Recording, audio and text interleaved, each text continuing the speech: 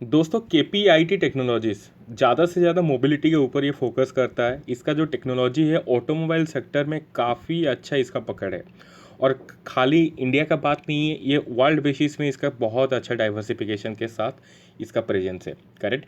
तो यहाँ पे जब भी हम लोग बात करते हैं स्टॉक न्यूज़ में आ जाता है तो भी यहाँ पे बहुत सारा उछाल आ जाता है। काफ़ी आप लोग बोल सकते हो कि बिना रीजन का उछाल आ जाता है, राइट।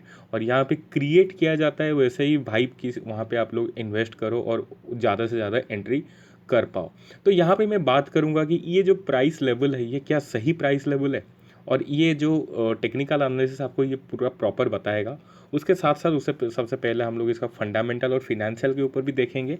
उसका जो एनुअल रिपोर्ट होता है मेरे को ज़्यादा अच्छा से मेरे को एक्सप्लेनेशन नहीं मिल पाया, और यहाँ पे कुछ मैं निकाल के रखा हूँ, इसका कुछ एक्स्ट्रा निकाल के रखा हूँ जो कि आपके साथ डिस्कशन करूँगा। तो आखिर तक वीडियो को जरूर देखिएगा, काफ़ी अच्छा इन्फॉर्मेशन मिलेगा केपीआई टेक्नोलॉजीज़ के बारे में।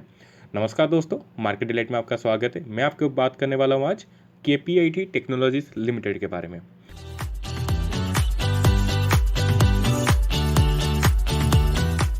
तो सबसे पहले मैं इसका जो एक्सट्रैक्ट निकाला हुआ हूँ उसके ऊपर मैं चलता हूँ, वहाँ पे थोड़ा सा आपको डिस्कशन करने का ज़्यादा ज़रूरी है। ओके। तो यहाँ पे आप लोग को दिखेगा चार ज्योग्राफी में काम, अगर अगर सॉरी ये अगर तीन ज्योग्राफी के हिसाब से देखा जाए, यूएस, यूरोप एंड एशिया में, तीनों में ईयर ऑन ईयर 9.4%, 4.7%, फिर 22%, टोटल 10.3% के हिसाब से डाउन हुआ है रेवेन्यू। ये मैं रेवेन्यू का बात कर रहा हूँ, इसका स्क्रीन शॉट रेवेन्यू का ही है, रेवेन्यू ब्रेकअप का। और उसके बाद अगर देखा जाए व्हीकल्स के हिसाब से, अगर वर्टिकल्स के हिसाब से भी बात किया जाए, तो पैसेंजर कार में भी 4% का डाउन हुआ है, कमर्शियल व्हीकल में भी 23% का डाउन हुआ है। सिर्फ और सिर्फ न्यू मोबिलिटी जो है आपका, जो नया इलेक्ट्रिक कार का ऊपर जो काम कर रहा है ये, उसके ऊपर 13% का यहाँ पे इम्प्रूव हुआ है।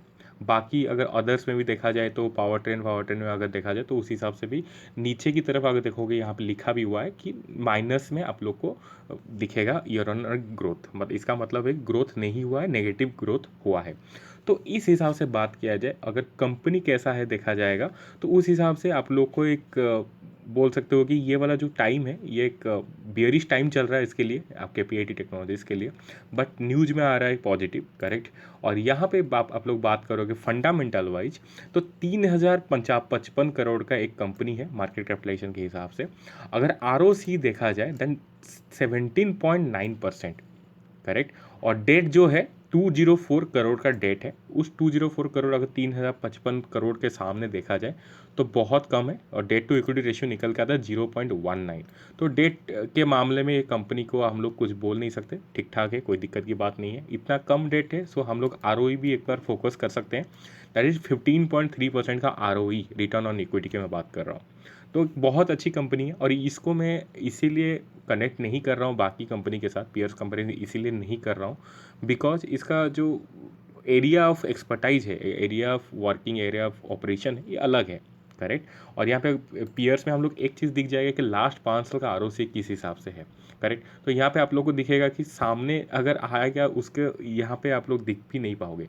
और यहाँ पे केपीआईटी टेक्नोलॉजीज में अगर देखा जाए तो यहाँ पे आरओसी आप लोग को कुछ भी नहीं दिखेगा। तो ये भी हम लोग का कोई मतलब की बात नहीं हो पाएगा।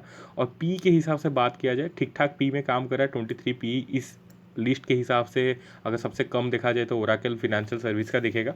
उसके बाद अगर देखा जाए तो यहाँ पे आप लोग को दिखेगा हेक्सावर टेक्नोलॉजी का। उसके बाद 3 नंबर में आ जाता है आपका केपीआई टेक्नोलॉजीज। तो वैल्यूएशन के हिसाब से उतना महंगा नहीं है ये स्टॉक, फिर भी हम लोग को जो भी टेक्निकल चार्ट बताएगा उस हिसाब से हम लोग को काम करना चाहिए, करेक्ट। और प्रॉफिट लॉस की बात किया जाए तो यहाँ पे आप लोग को नेट प्रॉफिट दिखेगा आपको ग्रोथ होता हुआ, जो कि 147 2020 का और 2019 का 54 करोड़ का, करेक्ट। और यहाँ पे बाकी बात किया जाए इन्वेस्टर्स में, तो आप लोग को दिखेगा कि प्रोमोटर होल्डिंग यहाँ पे इंप्रूव हुआ है, 42.35% तक इंप्रूव हुआ है, जो कि बहुत अच्छी बात है, करेक्ट। और यहाँ पे अगर बाकी देखा जाए तो घटा कहाँ से हुआ है, अगर डीआई का देखा जाए वहाँ पे भी आप लोग का यहाँ पे इंप्रूव हुआ है, और घटा हुआ है सिर्फ और सिर्फ एफआईआई में, करेक्ट। और यहाँ पे जैसे कि आप लोग को देखोगे कि पब्लिक जो है, पब्लिक के हाथ से भी बहुत सारा शेयर गया हुआ है, जो कि 20% से सीधा 19.61% इस क्वार्टर में आ चुका है, करेक्ट। तो ये हो गया हम लोग का ये फंडामेंटल एनालिसिस। जितना हम लोग एनालिसिस किए उतना आप लोग को अगर देखा जाए तो ज़्यादा से ज़्यादा आप लोग को फोकस करना है प्रोमोटर होल्डिंग में। प्रोमोटर होल्डिंग आप लोग को थोड़ा सा इंप्रूव करना ज़रूरी है। और फ्री कैश फ्लो की बात किया जाए तो 3 साल का फ्री कैश फ्लो मेरे पास है, डेटा है, तो जो कि पॉजिटिव दिख रहा है 3 डिजिट का। और ईपीएस मेरे को थोड़ा सा दुखी किया जो कि 2.02 रुपीज़ है earning per share preceding year में, जो कि थोड़ा सा आप लोग बोल सकते हो कि एक डाउन मूव के लिए एक अच्छा अच्छा पॉइंट नहीं है ये। करेक्ट, अच्छा फिगर नहीं। करेक्ट। और यहाँ पे मैं बात करूँगा टेक्निकल एनालिसिस में 5813 के हिसाब से यहाँ पे आप लोग को दिखाया गया अच्छी खासी गिरावट एक क्रॉसओवर के बाद। और इसमें जितना सारा इंटेंसिटी है ये काफ़ी नीचे तक खींच के लेके जा सकता है। करेक्ट। और वहाँ पे 1 वीक के ऊपर बात किया जाए तो यहाँ पे आप लोग दिखेगा कि एक उछाल, बहुत अच्छा खासा उछाल, और उस उछाल में एक रुकावट। ठीक है, इसका जो इंटेंसिटी था वो इंटेंसिटी टूटता हुआ नज़र आएगा। और उस इंटेंसिटी टूटा हुए में हम लोग को इसका स्टॉक का वैल्यू और नीचे गिरने के लिए कोशिश ज़रूर करेगा। करेक्ट। और यहाँ पे 1 मंथ के हिसाब से बात किया जाए तो यहाँ पे जो क्रॉसओवर हुआ था, बहुत अच्छा खासा क्रॉसओवर हुआ था, ऊपर जाने के लिए इंटेंसिटी भी पकड़ा हुआ था, बट ये ज़्यादा टाइम तक टिक नहीं पाया। करेक्ट। और ये टिकना क्यों नहीं हो पाया मैं आपको बताऊंगा आगे, आप लोग देखते रहना। तो यहाँ पे आप लोग को एक तीनों में जब भी बियरिश ट्रेंड होता है तो हम लोग एक कंप्लीट बियरिश हम लोग का कंक्लूजन मिल पाता है इस केपीआईटी टेक्नोलॉजीज़ के ऊपर। तो करेंटली ये एक बेरिश फेज में है, हम इसका प्राइस ज़रूर गिर सकता है नीचे, कितना तक गिरेगा वो भी मैं बात करूँगा। और ये जो लॉन्ग टर्म इन्वेस्टमेंट है यहाँ पे हम लोग 2200 का exponential moving average on 1 week के हिसाब से देखते हैं।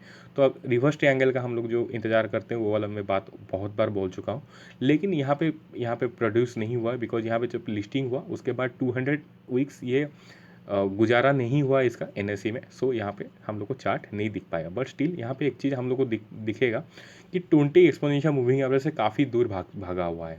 और जितना दूर भागेगा उतना ज़्यादा पास आने के लिए कोशिश करेगा और उतना स्पीड में पास आने के लिए कोशिश करेगा। तो उस हिसाब से भी अगर हम लोग देखेंगे तो यहाँ पे एक गिरावट दर्ज कर सकता है केपीआईटी टेक्नोलॉजीज। करेक्ट। और यहाँ पे मैं बात करूँगा अगर सबसे रिलायबल पैटर्न जो हम लोग को रिलायबल एनालिसिस हम लोग का होता है जितना सारा टेक्निकल एनालिसिस में, दैट इज कैंडलस्टिक पैटर्न। तो कैंडलस्टिक के हिसाब से आप लोग को यहाँ पे जो अगर फिबोनाची वहाँ पे ड्रॉ करते हो तो 105.12 ये वाला लेवल शॉर्ट टर्म का टारगेट है, नीचे की तरफ 105.12 तक आ सकता है।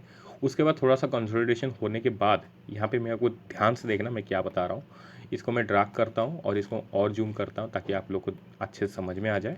और इसको मैं ड्रैग कर दिया, यहाँ पे आप लोग को दिखेगा बहुत सारा गैप अप ओपनिंग।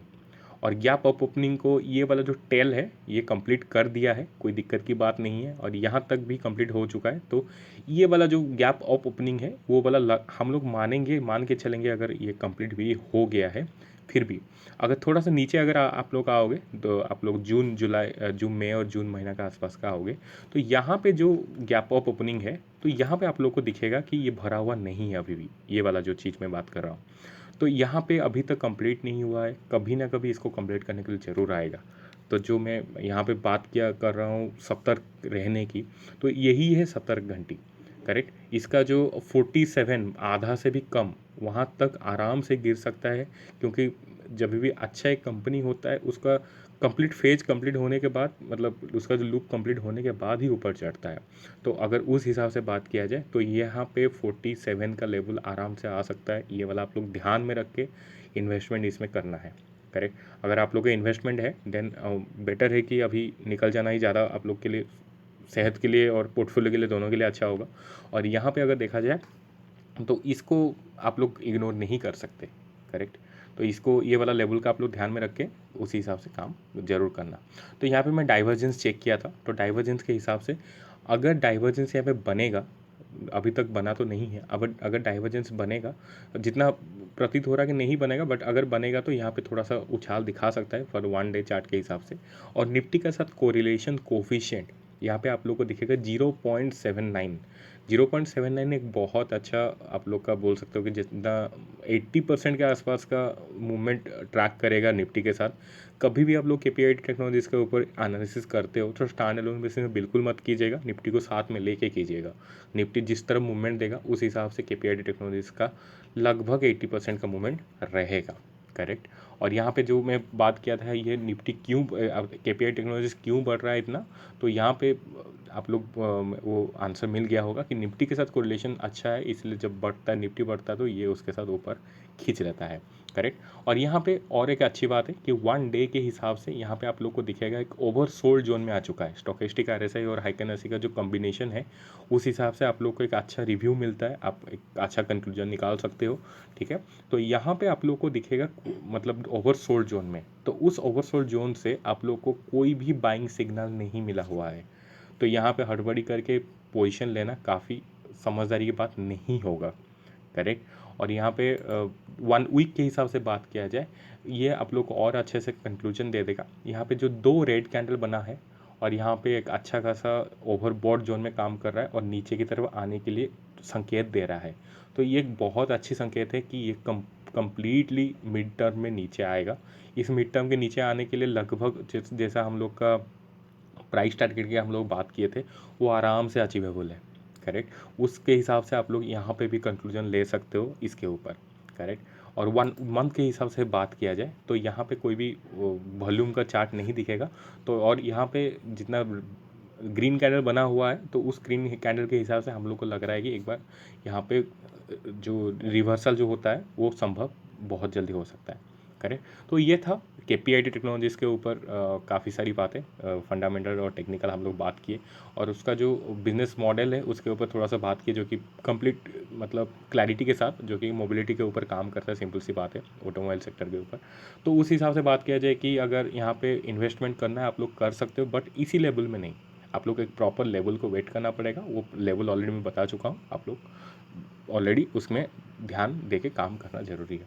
तो आपका अपना अपना पोर्टफोलियो का और अपना फैमिली का ख्याल रखिए, और अगले वीडियो के लिए मेरे को इजाज़त दीजिए। अगर अच्छा लगा तो लाइक कर दीजिए और सब्सक्राइब करना मत भूलना इस चैनल को, सो दैट आपको ऐसे प्रॉपर इन्फॉर्मेशन सही से मिल सके। Thank you.